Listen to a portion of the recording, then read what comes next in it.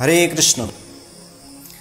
শুধু ভক্তমণ্ডলী, আজকে আমি আপনাদের সামনে যে বিষয় নিয়ে কথা বলবো সে বিষয়টি হচ্ছে যে আমি হরে কৃষ্ণ বললাম, তো একজন ভক্তের সাথে আরেকজন ভক্তের দেখা হলে বলে হরে কৃষ্ণ, মন্দিরে গেলে হরে কৃষ্ণ, ভগবানের সামনে হরে কৃষ্ণ, তো যেখানেই যাবেন শুধু হরে কৃষ্ণ।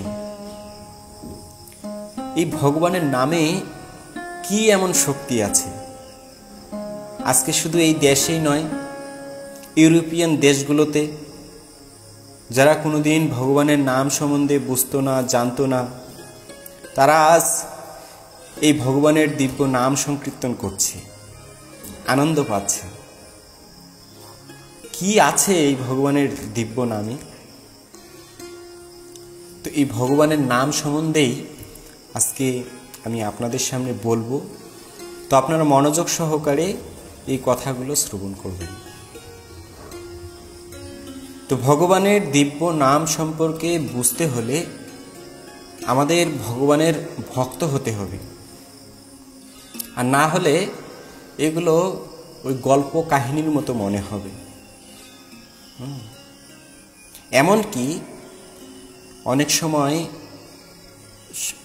অনেক সাধু ব্যক্তিদেরকে দেখা যায় যারা শাস্ত্রের তত্ত্ব পূর্ণাঙ্গভাবে উপলব্ধি না করে তারা এই কৃষ্ণ নামের, ভগবানের দিব্য নামের ব্যাখ্যা করে। তারা ব্যাখ্যা করে কি জানেন? হরে কৃষ্ণ, হরে রাম, মানে তুমি কৃষ্ণ হয়ে যাও, তুমি রাম হয়ে যাও। এই যে তুমি হরে কৃষ্ণ মহামন্ত্র জপ করছো না, এটা জপ করার মাধ্যমে তুমি কৃষ্ণ হয়ে যাবে, রাম হয়ে যাবে। তো এটা হচ্ছে কৃষ্ণ নামের ব্যাখ্যা তারা প্রদান করে। তো এই যে মানে অপব্যাখ্যা, আসলে কৃষ্ণ নাম সম্পর্কে শ্রী চৈতন্য মহাপ্রভু শিক্ষাষ্টকমে বলেছেন, নাম নামকারী বহুদা নিজ সর্বশক্তি স্ত্রোতা পিতা নিয়মিত স্মরণেন কালো এতাদশিক তব কৃপা ভববন্ন মাপি দুদৈবমি দৃশ্যমি হাজানি নানুরাগ। তো সেখানে মহাপ্রভু বলেছেন যে হে ভগবান, তোমার এই দিব্য নামে তুমি সর্বশক্তি অর্পণ করেছ। এই জন্য তুমি কি করেছ? গোপাল, গোবিন্দ, নারায়ণ, বিষ্ণু, কৃষ্ণ, মধুসূদন, এরকম বিভিন্ন নাম তুমি বিস্তার করেছ, আর তোমার এই নামে তোমার সর্বশক্তি অর্পণ করেছ। সত্যযুগের যে তপস্যা, ত্রেতা যুগের যে যজ্ঞ, আর দ্বাপর যুগের যে অর্চন পদ্ধতির মাধ্যমে ভগবানকে লাভ করা যেত, পরম সিদ্ধি লাভ করা যেত, এই কলিযুগে ভগবানের দিব্য নাম সংকীর্তন করার মাধ্যমে সেই সিদ্ধি লাভ করা যায়।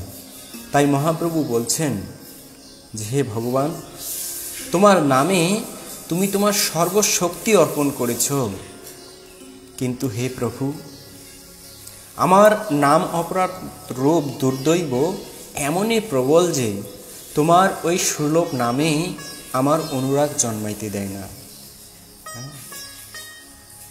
আমরা শাস্ত্রের তত্ত্ব যদি ভালোভাবে হৃদয়ঙ্গম করি, যদি আমরা নাম অপরাধ থেকে মুক্ত থাকি, তাহলে এই ভগবানের নাম সম্পর্কে যে তত্ত্ব সেটা আমরা ভালোভাবে উপলব্ধি করতে পারব।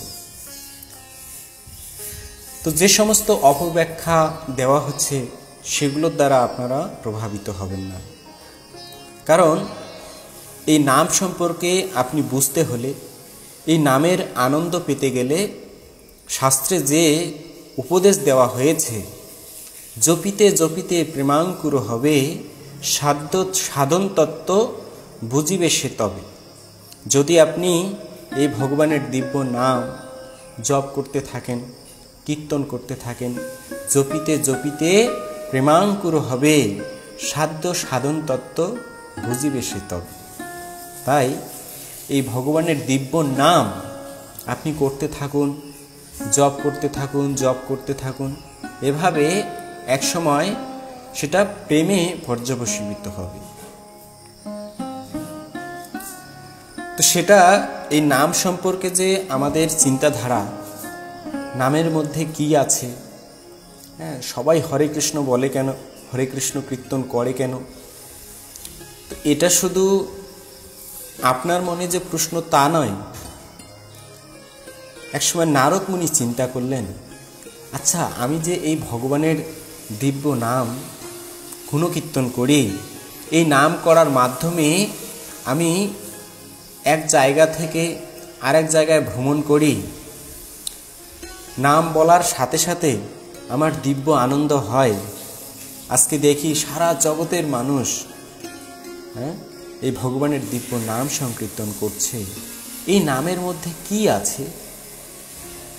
তাই নারদ মুনি কি করলেন, ব্রহ্মাজির কাছে গেলেন। ব্রহ্মাজির কাছে গিয়ে ব্রহ্মাজিকে প্রণাম করে কৌশল বার্তা ভালোভাবে জিজ্ঞাসা করলেন।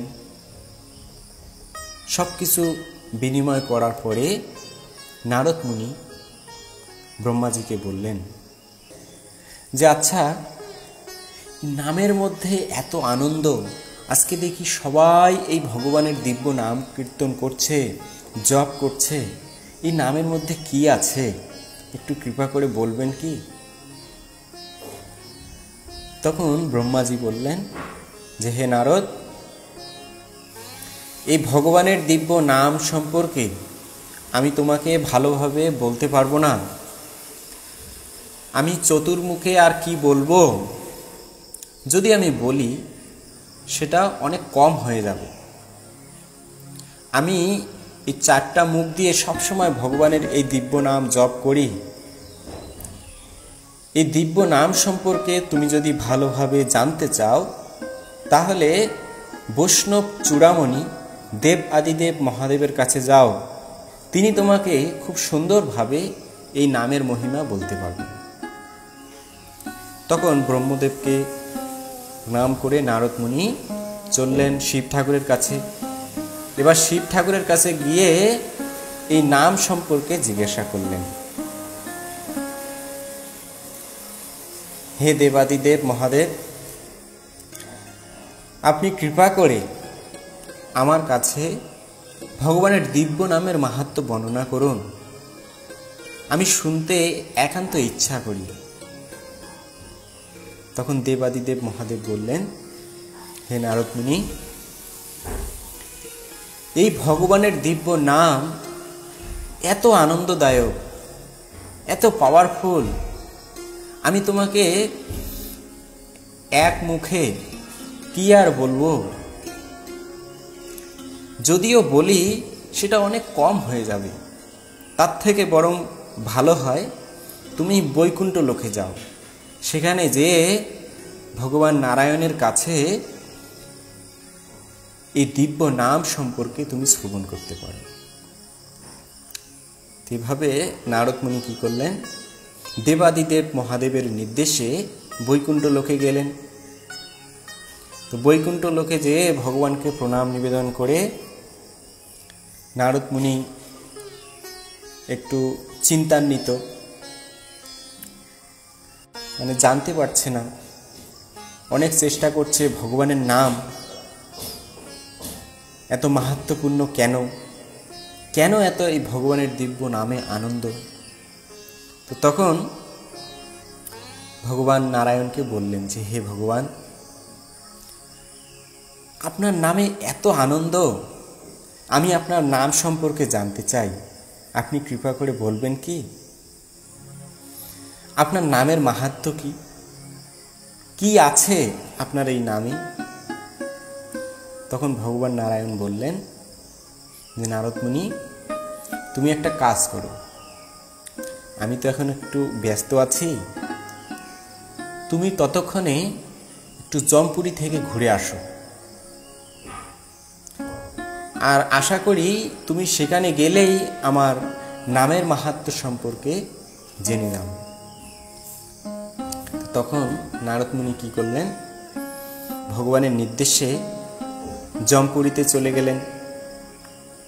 জমপুরীতে যেয়ে যমরাজের সঙ্গে দেখা হলো। তো যমরাজ নারদ মুনিকে দেখে অনেক খুশি হলেন, ভালো আসনে বসতে দিলেন। তারপরে তাকে যথাযোগ্য সম্মান করে যমরাজ নারদ মুনিকে বলতে লাগলেন যে, হে মুনিবর, কি হেতু আপনার এখানে আগমন, কৃপা করে বলবেন কি? তখন নারদ মুনি বলতে লাগলেন, হে যমরাজ, ভগবান নারায়ণের নির্দেশে আমি এই জমপুরীতে এসেছি। ভগবান বলেছে এই জমপুরী ঘুরে দেখলেই আমি নাকি ভগবানের নামের মাহাত্ম্য সম্পর্কে জানতে পারবো।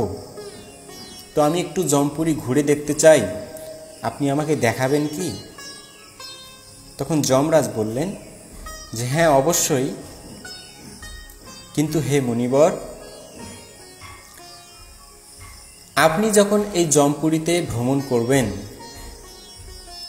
তখন কোনোভাবেই ভগবানের দিব্য নাম উচ্চারণ করতে পারবেন না।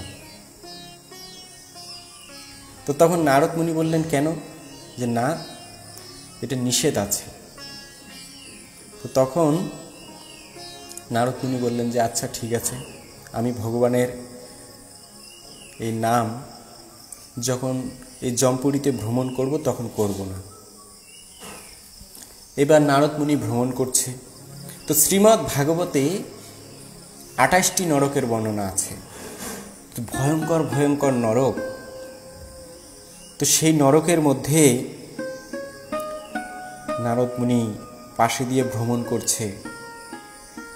অনেক নরকের সেক্টর, বিভিন্ন রকমের, কোনোখানে শূলবিদ্ধ করা হচ্ছে, কাউকে করাত দিয়ে কাটা হচ্ছে, কাউকে পাথরের মধ্যে আচার মারানো হচ্ছে, হ্যাঁ, এভাবে গরম তেলের মধ্যে ভাজা করা হচ্ছে, আর সবাই ত্রাহিমাম ত্রাহিমাম করছে।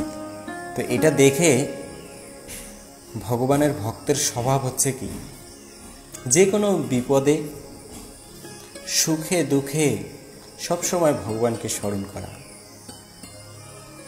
তো যারা ভালো ভগবানের শুদ্ধ ভক্ত, যারা সবসময় ভগবানের দিব্য নাম করে, ওরা যে কোনো পরিস্থিতিতে না চাইলেও মুখ দিয়ে ভগবানের নাম চলে আসবে। তো নারদ মুনি এরকম অদ্ভুত অদ্ভুত কার্যকলাপ দেখে ভুলে মুখ দিয়ে বলা শুরু করে দিয়েছেন, হরি হরি হরি হরি হরি হরি। এসব কি হচ্ছে? হ্যাঁ, নারায়ণ নারায়ণ। তো এইভাবে যখন ভগবানের নাম উচ্চারণ করছে, হ্যাঁ, তো হরে কৃষ্ণ কৃষ্ণ কৃষ্ণ হরে হরে, হরে রাম রাম রাম হরে হরে, এভাবে যখনই ভগবানের দিব্য নাম এভাবে উচ্চারণ করছে, হ্যাঁ, যতই উচ্চারণ করছে আর পাপি তাপি যত আছে সবাই উদ্ধার হয়ে সেই নরককুণ্ড থেকে চলে যাচ্ছে। তো তখন যমরাজ বলছে, হে নারদ মুনি, আপনি থামুন থামুন থামুন, আপনাকে বলছিলাম যে আপনি এই ভগবানের নাম করবেন না। যদি করেন তাহলে যারা পাপ করেছে সেই পাপীদের সাজা থেকে তারা উদ্ধার হয়ে এখান থেকে চলে যাবে। তো ওদেরকে সাজা প্রদান করা আমার কর্তব্য, আপনি কৃপা করে থামুন।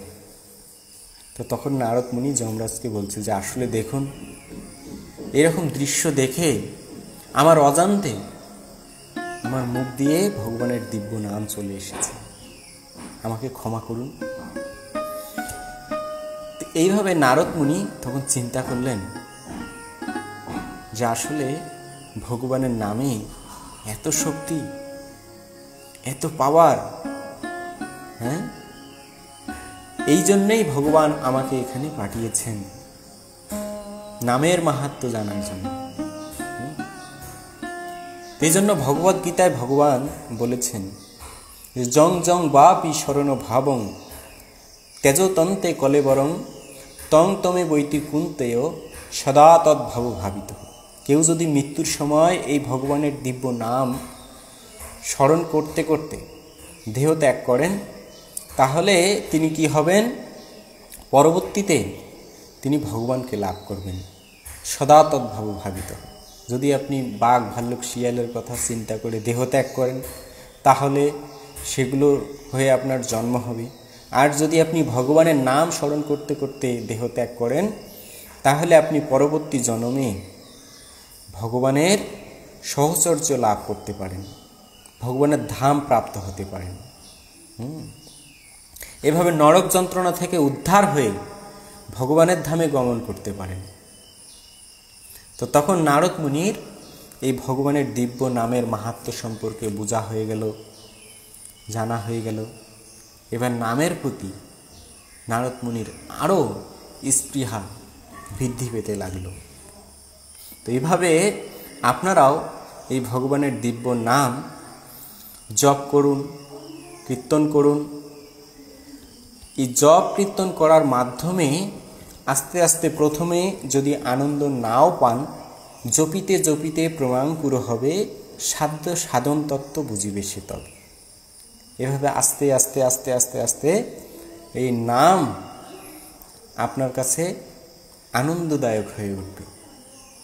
তাই আমরা যে জপথলির মাধ্যমে জপ করি, শাস্ত্রে যে নির্দেশ প্রদান করা হয়েছে যে অহর্নিশি চিন্ত কৃষ্ণ বলহ বদনে, মানে সারাদিন কৃষ্ণ চিন্তা করব, মুখে বলবো, কিন্তু শাস্ত্রে নির্দেশ দেওয়া রয়েছে যে কিছু সংখ্যক মালা নির্দিষ্টভাবে এই জপথলির মধ্যে করতে হবে। তো জপথলির মধ্যে কিভাবে ভগবানের নাম জপ করতে হয় সে সম্পর্কে এই চ্যানেলে একটি ভিডিও আছে, আপনারা সেই ভিডিওটি থেকে দেখে এই ভগবানের দিব্য নাম সংকীর্তন বা হরির নাম জপ করুন, কীর্তন করুন, অনেক ভালো হবে। অন্তিমে এই জড়জগতের দুঃখ দুর্দশা থেকে মুক্ত হয়ে আপনি ভগবত ধাম প্রাপ্ত হতে পারবেন, ভগবানকে প্রাপ্ত হতে পারবেন। তো এই আশাবাদ ব্যক্ত করে আজকের ভিডিও আমি এখানেই সমাপ্ত করছি। আমাকে আশীর্বাদ করবেন, আমি যেন আজীবন এই ভগবানের দিব্য নাম সংকীর্তন জপ কীর্তন করে যেতে পারি। হরে কৃষ্ণ।